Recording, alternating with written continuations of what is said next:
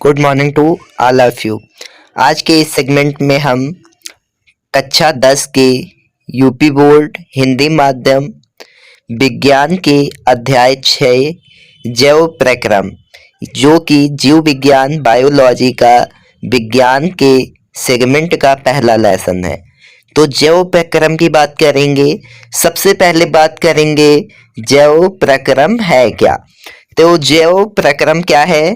तो जैव प्रक्रम हमारा वो सभी चीजें जो हमें जीवन यापन में, जीवन के प्रोसेस में क्या लिखा हुआ है, वे सभी प्रक्रम जो संयुक्त रूप से जीवन के अनुरक्षण का कार्य करते हैं, यानी जीवन को चलाने का काम करते हैं, जीवन की रक्षा का काम करते हैं, वो सभी प्रक्रम क्या कहलाते हैं? जैव प्रक्रम कहलाते हैं।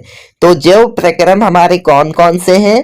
पोषण जो कि जैव प्रक्रम के अंतर्गत आएगा, श्वसन क्रिया सांस लेना ये भी जैव प्रक्रम का ही एक हिस्सा है, वहन उत्सर्जन शरीर से अपशिष्ट पदार्थों को बाहर निकालना ये भी एक जैव प्रक्रम का हिस्सा है। अब हम सबसे पहले बात करेंगे अपने इस टॉपिक में पोषण की, जो जैव प्रक्रम का पहला हिस्सा है और सबसे पहले हमारी डिफिनेशन यहीं से बनती है। तो यहाँ पे हमारा जो टॉपिक है पोषण उसको हम लेंगे। यहाँ पे लिखा हुआ है कि भोजन ग्रहण करना, पचे भोजन का अवशोषण एवं शरीर द्वारा अनुरक्षण के लिए उसका उपयोग पोषण कहलाता है। इसका मतलब ये है कि भोजन का ग्रहण करना, पचे हुए जो भोजन हमारे शरीर को भोजन का जो हिस्सा चाहिए, जो भाग चाहिए, उससे जो प्रोटीन्स विटामिन चाहिए वो लेकर शरीर को चलाना ही क्या है? पोषण है। तो पोषण का काम क्या है कि शरीर को चलाना, गति देना, ऊर्जा देना, और ये सब किसकी मदद से होगा? पोषण की वजह से।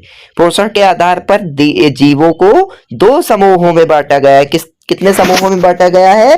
दो समूहों में। कौन कौन से? तो पहला हमारा हो जाएगा स्वपोषी। कौन सा है? स्वपोषी। और दूसरा हमारा कौन सा है? दूसरा हमारा हो जाएगा विषमपोषी। कौन सा हो जाए? सॉरी, हाँ, विषमपोषी। अच्छा, स्वपोषी में क्या है? स्वपोषी में वो जीव जंतु आएंगे जो अपना भोजन स्वयं बनाते हैं, जैसे हरे पौधे, वो किसी की मदद नहीं लेते हैं। प्रकाश की उपस्थिति में अपना भोजन वो स्वयं बनाते हैं। काहे से? कार्बन डाइऑक्साइड, पानी, इन सब की सहायता से। अच्छा, विषमपोषी क्या है? विषमपोषी मानव है, अन्य जीव।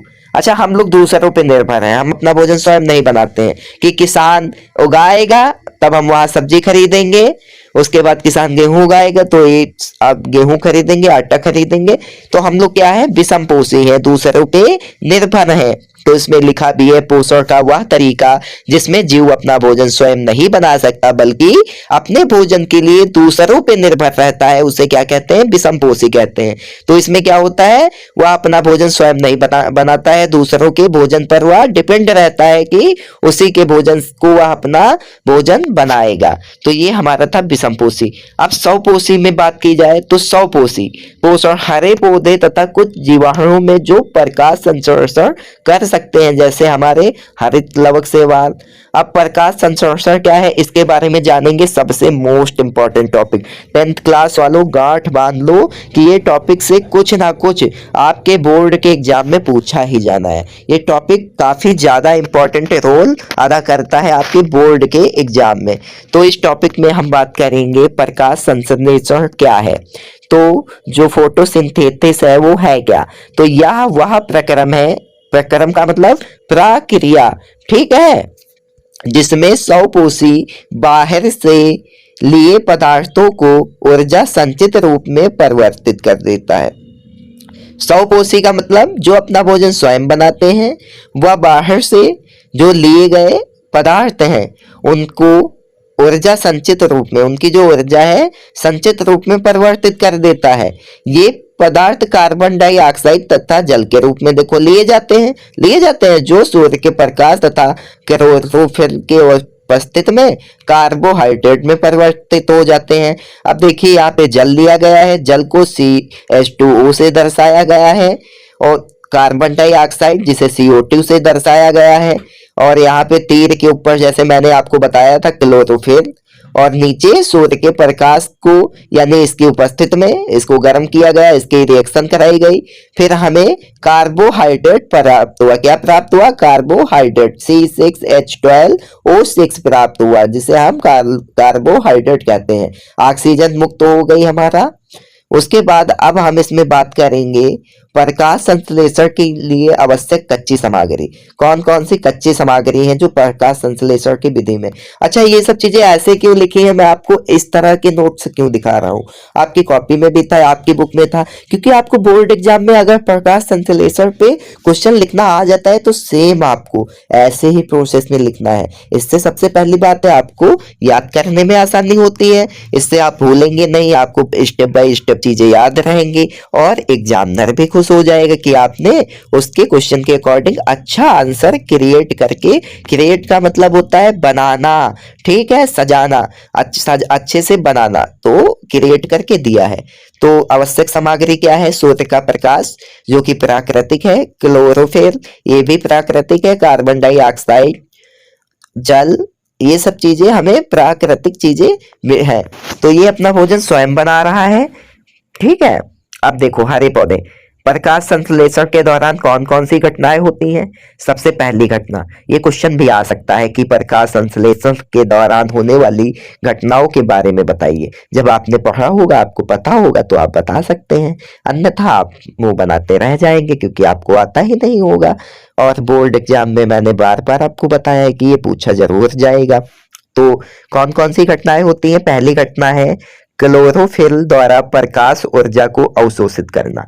तो जो क्लोरोफिल है वो प्रकाश की ऊर्जा को अवशोषित कर लेता है। हरे रंग के क्लोरोफिल में प्रकाश की ऊर्जा अवशोषित हो जाती है। सेकंड क्या है? प्रकाश ऊर्जा को रासायनिक ऊर्जा में रूपांतरित करना तथा जल अणुओं का जल, हाइड्रोजन तथा ऑक्सीजन में अपघटन। तो ये घटना दूसरी घटना होती है कि जो रासायनिक ऊर्जा होती है उसे क्या होते है, प्रकाश ऊर्जा को किसमें? रासायनिक ऊर्जा में, मतलब केमिकल रिएक्शन में परिवर्तित कर दिया जाता है, ठीक है, केमिकल एनर्जी में उसको रूपांतरित कर दिया जाता है तथा जल के अणुओं का हाइड्रोजन तथा ऑक्सीजन में अपघटन हो जाता है। ये दूसरी चीज होती है। तीसरी बात क्या है हमारी? कार्बन डाइऑक्साइड का कार्बोहाइड्रेट में अपचयन। तो जो हमारी कार्बन डाइऑक्साइड है वो कार्बोहाइड्रेट में अपचयित होके हमें प्राप्त होती है। तो ये प्रोसेस होता है प्रकाश संश्लेषण का। आई होप आपको बहुत अच्छे से समझ में आया होगा। बहुत ही सिंपल और छोटा प्रोसेस है। फुल प्रोसेस आपको लिखना है तो कोई बहुत बड़ी चीज नहीं है। इसी में आपको, अब देखिए, अब इसी को आप बहुत लंबा करके लिख सकते हैं। जितने आपने टॉपिक के माध्यम से समझाया, ये जैसे हेडिंग ये दी गई है, इसको आप हेडिंग लिख दीजिए। सूर्य का प्रकाश की प्रकाश संश्लेषण की विधि में सूर्य के प्रकाश की भी आवश्यकता होती है जो कि कच्ची सामग्री होती है। अगर आपको लाइनें बढ़ानी है, आंसर को लंबा करना है, तो ये तरीके हैं जो मैं आपको बता रहा हूं। बाकी इतना सुटेबल है जो आपको पूरे के पूरे नंबर एग्जाम में दिला सकता है। 10th क्लास के बच्चे, 9th क्लास के बच्चे इस बात को अच्छे से नोटिस करते हुए चलिएगा और आप लोग सभी क्लासों को अच्छे से देखते रहिए। क्लासें बहुत ही इंपॉर्टेंट है आपके बोर्ड एग्जाम के लिए और आपके नॉलेज के लिए भी, क्योंकि आप 10th क्लास में है, पैसा लगाया है आपने, तो आपका जो नॉलेज है वो तो गेन होना ही चाहिए। तो अब हम बात करेंगे रंध्र, जिसे हम स्टोमेटा कहते हैं, ठीक है। तो रंध्र क्या है इसके बारे में बात करेंगे। तो हमारा रंध्र क्या है? रंध्र जो होता है, पत्ती की सतह पर जो सूक्ष्म छिद्र होते हैं उन्हें रंध्र कहते हैं। अब आप देख लीजिए, सतह मतलब परत पर जो छोटे छोटे आपको ये छिद्र दिखाई दे रहे हैं, तो यही हमारा क्या है? ये हमारा रंध्र है, ठीक है। तो ये हमारा क्या है? रंध्र है। जो ये छोटे छोटे आपको छिद्र दिखाई दे रहे हैं। कुछ पत्तियां हमारी इस तरह की होती हैं, देखो, जैसे इस तरह की बनाएंगे तो इस तरह की बनेंगी जाके। अब देखो यहाँ हल्का हल्का, बिल्कुल छोटा छोटा, मतलब हल्के हल्के छेद टाइप के दिखाई देते हैं, उन्हें ही हम क्या, स्टोमेटा या रंध्र कहेंगे, ठीक है। अब इनके रंध्र के प्रमुख कार्य क्या होते हैं? सबसे पहला काम होता है प्रकाश संश्लेषण के लिए गैसों का अधिकांश आदान प्रदान, जो हमारी O2 CO2 गैस होती है, इसी से इसका आदान प्रदान होता है, ठीक है, रंध्रों के ही माध्यम से।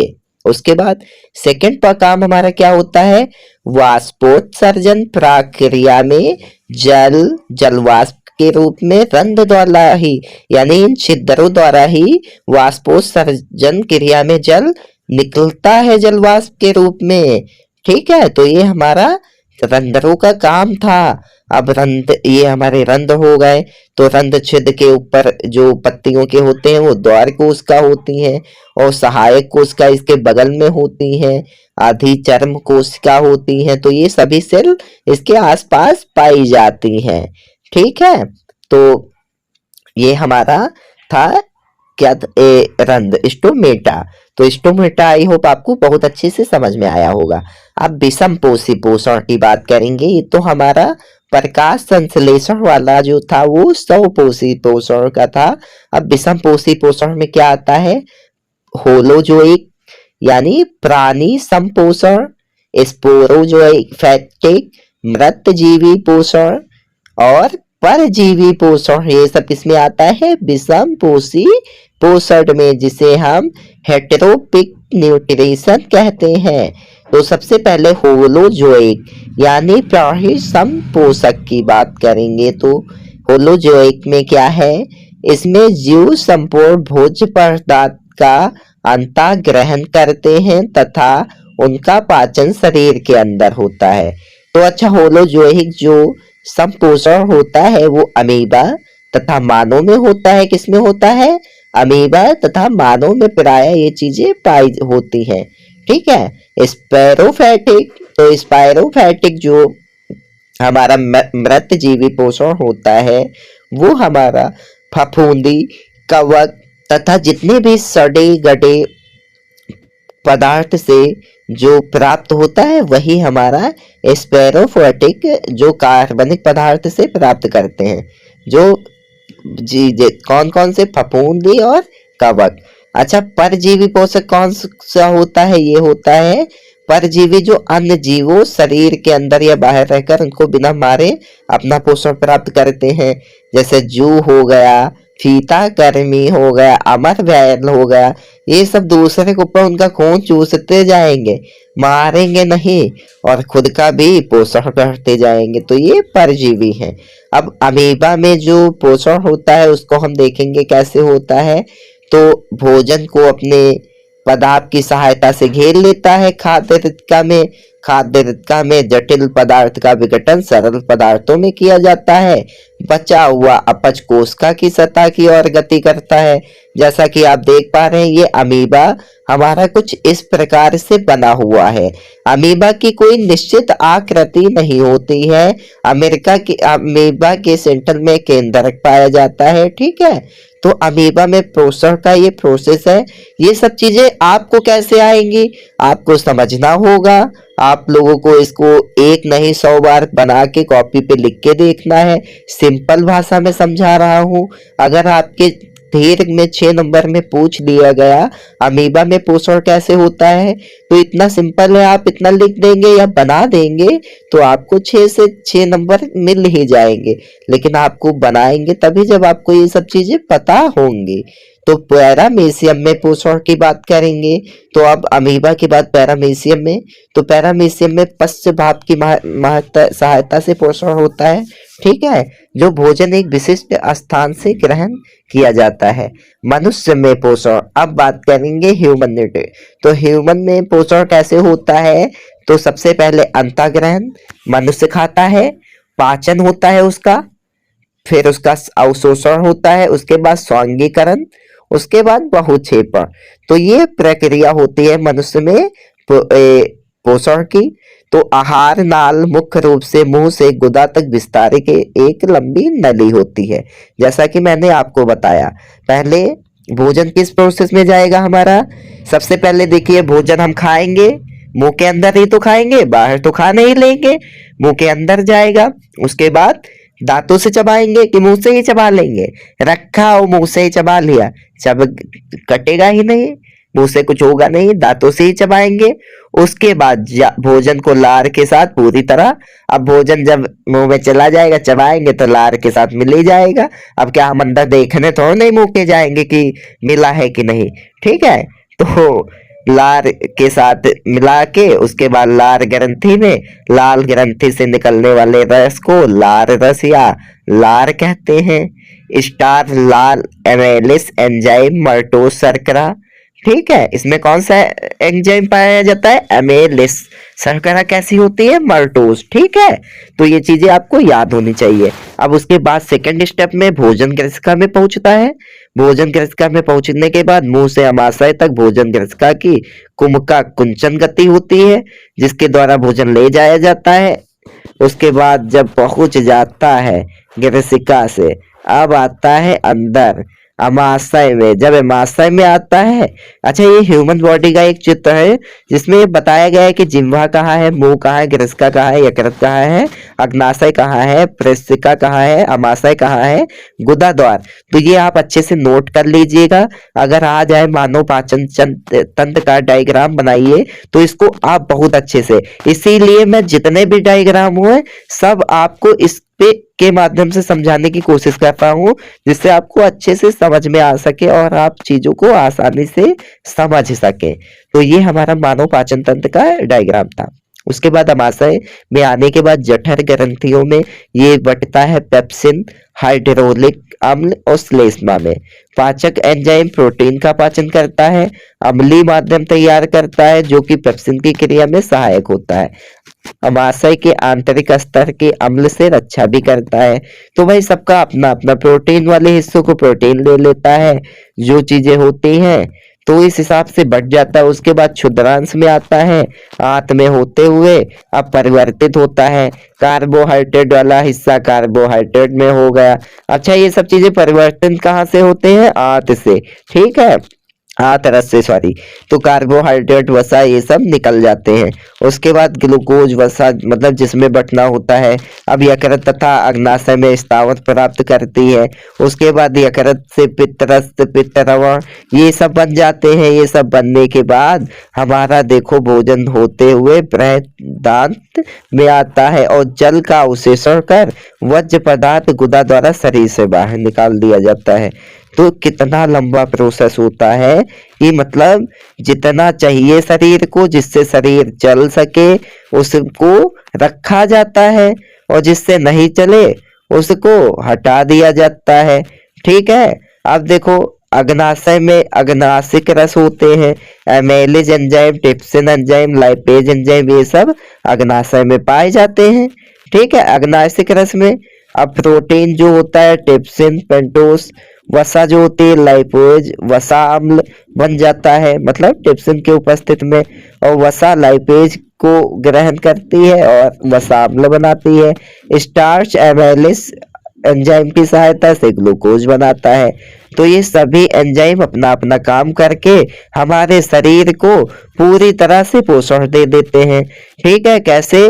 अब आपको चीजें समझ में आई होंगी कि हमारा भोजन कैसे आता है। सबसे पहले भोजन खाएंगे मुंह से, अब मुंह से आएगा, यहाँ पहुंचेगा ग्रसिका तक, अमाशय तक।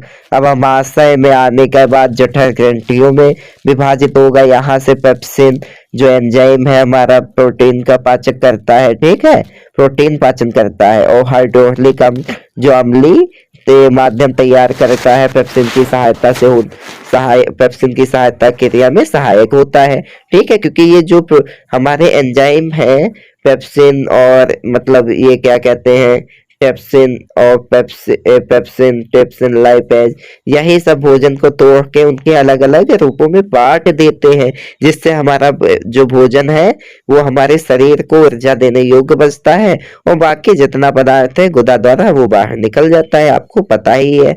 तो ये जो हमारा प्रोसेस था ये आई होप आपने बहुत अच्छे से समझा होगा। अब इसको याद कैसे करेंगे कि मनुष्य में पोषण का प्रोसेस हमें याद करना, तो भाई इसके लिए आपको इसको 100 बार नहीं 500 बार कॉपी में लिखना होगा, बार बार बनाना होगा कि पहले भोजन अमाशय में आया जाएगा, अमाशय से जठर ग्रंथियों में पहुंच के अमाशय के द्वारा अब इसमें पेप्सिन हाइड्रोनिक श्लेष्मा के द्वारा होते हुए आंतरस में पहुंचेगा क्षुद्रांश में। तो ये सब चीजें तो आपको बनानी होंगी, आपको याद करनी होंगी, क्योंकि समझना आसान होता है, याद करने के लिए आपको अभ्यास करना होता है, सीखना होता है। तो अब हम बात करेंगे अपने नेक्स्ट टॉपिक की, श्वसन की। अब श्वसन क्या है? पोषण प्रक्रम के दौरान ग्रहण की गई खाद्य सामग्री का उपयोग कोशिकाओं में होता है। अब भाई पोषण प्रक्रम के दौरान जितने भी खाद्य, तो वो तो होता ही है भाई, जिसमें विभिन्न जैव प्रक्रमों के लिए ऊर्जा प्राप्त होती है। अब विभिन्न जैव प्रक्रम जैसे मैंने आपको बताया था कि जीवन के चलने में जो भी प्रोसेस सहायक हो वही सभी जैव प्रक्रम है। ठीक है। ऊर्जा उत्पादन के लिए कोशिकाओं में भोजन के विखंडन को कोशिकीय श्वसन कहते हैं। तो ऊर्जा उत्पादन के लिए कोशिका में अगर विखंडन हो जाए तो इसी विखंडन को कोशिकीय श्वसन कहते हैं। ठीक है। तो भिन्न पंथों द्वारा ग्लूकोज का विखंडन, तो कोश अब देखो ये ग्लूकोज का कोशिका में कैसे विखंडन हो रहा है। तो ग्लूकोज का जो फार्मूला है वो भी आप याद कर लीजिए, क्या है? C6H12O6। क्या है? C6H12O6 हमारा ग्लूकोज का जो ये फार्मूला है। ठीक, इसके बाद ये कोशिका द्रव्य में पाइरुवेट प्लस ऊर्जा की उपस्थिति में, ठीक है, दोनों में जाएगा और अपना पूरा प्रोसेस करेगा। तो ये ग्लूकोज का विखंडन हो रहा है, किसमें जाएगा? सबसे पहले ऑक्सीजन के अनुपस्थित में करेंगे, एथेनॉल कार्बन डाइऑक्साइड में बट जाएगा, ऊर्जा जैसे ईस्ट केटोन, तो ये सब इसमें हो जाएगा। उसके बाद अगर ऑक्सीजन का अभाव होगा यानी होगी कम होगी तो लैक्टिक अम्ल प्लस ऊर्जा में हमारी पेशी कोशिका में, और अगर ऑक्सीजन होगी तो ग्लूकोज कैसे विखंडित होगा? कार्बन डाइऑक्साइड प्लस जल प्लस ऊर्जा में, जो कि माइटोकॉन्ड्रिया में विभक्त हो जाएगा। ठीक है। माइटोकॉन्ड्रिया को कोशिका का पावर हाउस कहा जाता है। ठीक है। कोशिका का पावर हाउस किसे कहते हैं? माइटोकॉन्ड्रिया को। ठीक है। हम तो ये ग्लूकोज का विखंडन था, जो कि ऑक्सीजन की उपस्थित अभाव और अनुपस्थित में अलग अलग टाइप से हुआ। ठीक है। उपस्थित में ये इथेनॉल कार्बन डाइऑक्साइड जाके बन जाता है। तो श्वसन का ये जो प्रोसेस था, श्वसन के बाद श्वसन के प्रकार आ जाएंगे। श्वसन के दो प्रकार होते हैं, वायवीय श्वसन, अवयवी श्वसन। अवयवी श्वसन, तो अवयवी श्वसन और वायवीय श्वसन ये दोनों बहुत ही मोस्ट इम्पॉर्टेंट है, क्योंकि इसके अंतर्गत अंतर हमारे बोर्ड एग्जाम में अक्सर पूछ लिए जाते हैं। तो इन दोनों को हम चार चार माध्यमों पॉइंट के माध्यम से समझेंगे। तो पहला पॉइंट हमारा क्या कहता है? वायवीय श्वसन में, तो पहले पॉइंट की बात करेंगे तो पहला पॉइंट हमारा कहता है कि ऑक्सीजन की उपस्थिति में होता है। तो जो हमारा वायवीय श्वसन होता है वो कब होता है? ऑक्सीजन की उपस्थिति में, यानी जब O2 हमारा उपस्थित होता है तभी ये होगा, अन्यथा नहीं होगा। अवयवी श्वसन क्या कहता है? अवयवी श्वसन हमारा कहता है कि ये ऑक्सीजन नहीं है तब भी ये हो जाएगा, कोई समस्या नहीं है। उसके बाद वायवीय श्वसन का दूसरा पॉइंट है, ये कहता है ग्लूकोज का पूर्ण उपचयन होता है। ठीक है। कार्बन डाइऑक्साइड पानी और ऊर्जा मुक्त होती है, तो जो हमारा ग्लूकोज है वो पूरी तरह से उपचयित हो जाता है, ऊर्जा मुक्त हो जाती है, कार्बन डाइऑक्साइड जल अलग हो जाते हैं। तीसरा पॉइंट इसमें क्या कह रहा है? यह कोशिका द्रव्य माइटोकॉन्ड्रिया में होता है। जो वायवीय श्वसन है, जो वायु की उपस्थिति में होता है, ऑक्सीजन की उपस्थिति में, तो यह किसमें? माइटोकॉन्ड्रिया में होता है। अधिक ऊर्जा उत्पन्न होती है, लगभग कितनी? 36 एटीपी तक, किसमें? वायवीय श्वसन में। उदाहरण इसका मानव है। लेकिन अवयवी श्वसन, ग्लूकोज का अपूर्ण उपचयन होता है। इसमें देखिए ग्लूकोज का उपचयन हो रहा था, लेकिन इसमें अपूर्ण उपचयन होगा, जिसमें एथेनॉल, लैक्टिक अम्ल, कार्बन डाइऑक्साइड और ऊर्जा मुक्त होती है। ठीक है। कि मतलब क्या हो रहा है इसमें, उसमें क्या हो रहा था, कार्बन डाइऑक्साइड पानी ऊर्जा मुक्त हो रही थी, इसमें क्या हो रहा है, वायु, जब वायु नहीं है तो इसमें क्या हो रहा है, इसमें एथेनॉल, लैक्टिक अम्ल और कार्बन डाइऑक्साइड और ऊर्जा मुक्त हो रही है। इसमें कम ऊर्जा उत्पन्न होती है 2 एटीपी तक। इसका एग्जाम्पल हमारा ईस्ट है। अब मानव श्वसन तंत्र, तो हमारा जो मानव श्वसन तंत्र है वो कुछ इस प्रकार का होता है। सबसे पहले नसा द्वार, नसा द्वार समझते हो, ये मानव का चित्र देख लो, ये जो नसा द्वार है इसे बोलते हैं नाक को, यही जो 2 गड्ढे होते हैं इसी को नसा द्वार बोलते हैं। ग्रसनी, ग्रसनी का मतलब आप समझते हो, जो ये गर्दन के पास, देखिए गर्दन के पास आपको दिख रहा है, ये हमारा जो है ये ग्रसनी है, ठीक है। तो ये जो गर्दन के पास चीजें दिखाई दे रही है ये यहाँ पे, हाँ ये हमारा ग्रसनी है, ठीक। उसके बाद हम बात करेंगे ग्रसनी के बाद कंठ की। कंठ की बात की जाए तो हमारा कंठ आपको ये दिखाई दे रहा होगा इस चित्र में, ये दे कंठ दिया गया है, तो आप अपने बॉडी पे भी टच करके देख सकते हैं इस चित्र के माध्यम से, ये कंठ है। कंठ के बाद हमारा है श्वास नली। श्वास नली की बात की जाएगी तो कंठ के जस्ट नीचे हमारी दी गई है श्वास नली, कंठ के जस्ट नीचे हमारी क्या दी गई है, श्वास नली दी गई है। श्वास नली के बाद हम बात करेंगे श्वसन श्वसनिका की। श्वसनिका की, श्वसनिका जो हमारी है वो कहाँ पे दी गई है, श्वसनिकाएं हमारी जो दी गई है वो बहुत सारी दी गई है। ये यहाँ पे कुछ आपको दिखाई दे रहा है, ये हमारी श्वसनिका है, ठीक है। ये श्वसनिका है हमारी जो आपको इसमें दिखाई दे रही होगी चित्र के माध्यम से, ये आप अपने उस पे भी देख सकते हैं। उसके बाद श्वसन निकाय के बाद फुसफुस फेफड़े हमारे दिए गए हैं, ये दे लंग्स जो आप देख पा रहे होंगे। कोपिक कोशिका भी आप देख पा रहे होंगे, कोपिक कोशिका हमारी कुछ ऐसे दी गई है, कोपिक कोशिका ये दे दी हुई है जो आप देख पा रहे होंगे। उसके बाद रुधिर वाहिकाएं हैं, तो रुधिर वाहिकाएं कौन कौन सी है हमारी, तो हमारी जो रुधिर वाहिकाएं हैं तो वो कहाँ है, वो ये है। तो रुधिर वाहिकाएं हमारी कौन सी है, ये देखो कुपिका कोश के नीचे जो दी गई है, ये रुधिर वाहिकाएं हैं, जो रुधिर, जिनके माध्यम से हमारा जो रुधिर है पूरे शरीर में फैलता है। नहीं तो ये तो एक जगह रुक जाए, जाम हो जाए, कोई कुछ काम ही नहीं कर पाए, तो लेकिन ऐसा नहीं है। इसमें किसके माध्यम से रुधिर वाहिकाएं दी गई है, रुधिर अपना अपने हिसाब से परिवर्तित होके जहां जिस हिस्से को जितना चाहिए उस हिस्से में उतना रुक जाता है, जिससे कि कोई समस्या नहीं होती है। उसके बाद हम बात करेंगे मानव श्वसन क्रिया की। तो मानव श्वसन क्रिया में अंतः श्वसन, उच्च श्वसन आएंगे। तो अंतः श्वसन, अंतः श्वसन के दौरान कौन कौन सी बातें होती हैं, वृक्षी गुहा फैलाती हैं, पसलियों में संलग्न पेशियां सिकुड़ती हैं, वक्ष ऊपर और बाहर की ओर गति करता है। तो ये अंतः श्वसन की कुछ विशेषताएं हैं। गुहा में वायु का दाब कम हो जाता है और वायु फेफड़ों में भर जाती है। तो ये सब चीजें होती है अंतः श्वसन के दौरान। अच्छा, उच्छ्वास श्वसन में क्या होता है, उच्छ्वास श्वसन में वक्षी गुहा अपने मूल आकार में वापस आ जाता है, पसलियों की पेशियां शिथिल, इसमें क्या था, सिकुड़ रही थी लेकिन इसमें शिथिल हो जाती है, वक्ष अपने स्थान पर वापस आ जाता है, गुहा में वायु का दाब बढ़ जाता है और वायु कार्बन डाइऑक्साइड फेफड़े से बाहर हो जाती है। तो जो उच्छ्वास श्वसन की प्रोसेस थी वो ये थी। अगर अंतः श्वसन या उच्छ्वास श्वसन में अंतर आ जाए तो आप इन चारों पॉइंटों के माध्यम से एक अच्छा अंतर वहां पे लिख सकते हैं, आपको पूरे नंबर दिए जाएंगे।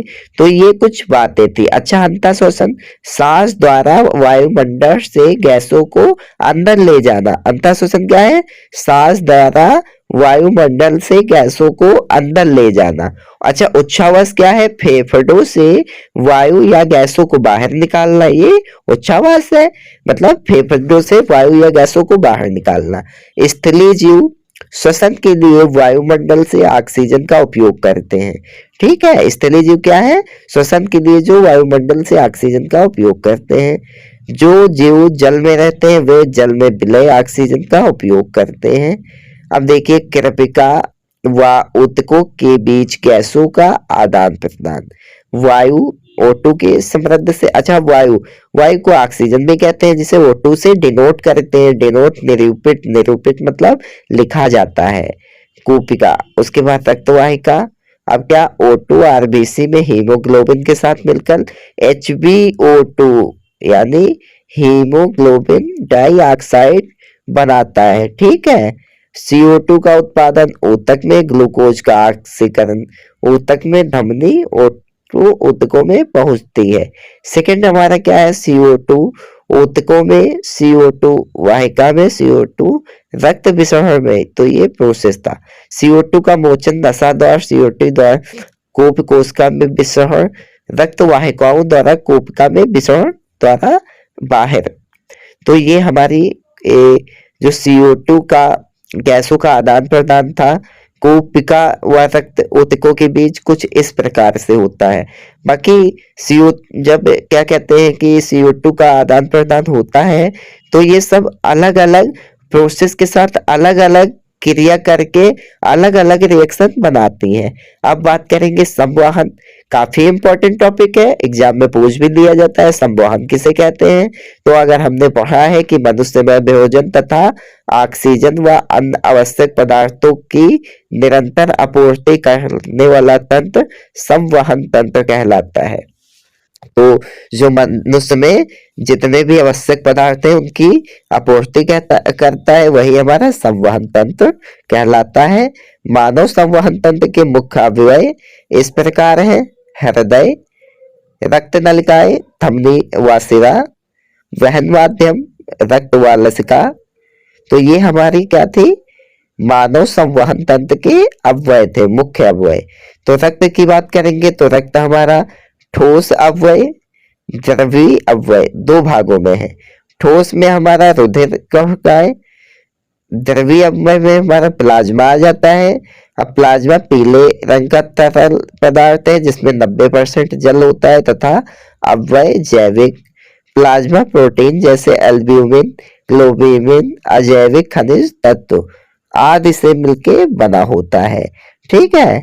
तो ठोस अवयव कौन कौन से हैं? लाल रक्त, श्वेत रक्त और रक्त यानी खून, WBC, RBC। तो जो हमारा ये है तो लाल रक्त का हमारा किससे मिलके बनी है? ऑक्सीजन, कार्बन डाइऑक्सीजन का वहन हीमोग्लोबिन को लाल रंग देता है। श्वेत रक्त कणिकाएं क्या करती है? शरीर को रोग मुक्त करने में सहायता करती है। प्लेटलेट्स शरीर में थक्का बनने के लिए सहायक होता है। ये हमारे खून के प्रकार थे। रक्तवाहिका, धमनी तथा शिरा मोस्ट इंपॉर्टेंट, आप इसको बिल्कुल भैया गांठ बांध लो। कुछ ना धमनी तथा शिरा ना आया तो बोर्ड एग्जाम अधूरा है, ऐसा हम कह सकते हैं, क्योंकि सबसे ज्यादा और मोस्ट इंपॉर्टेंट टॉपिक है धमनी तथा शिरा। तो धमनी के बारे में देखेंगे। ऑक्सीजन रुधिर को हृदय में से शरीर के विभिन्न अंगों तक ले जाता है। तो धमनी का क्या काम है? धमनी हमारी क्या करती है? ऑक्सीजन रुधिर को, जो ऑक्सीजन रुधिर ऑक्सीजन ब्लड होता है उसको हृदय के विभिन्न अंगों तक ले जाती है। ठीक है।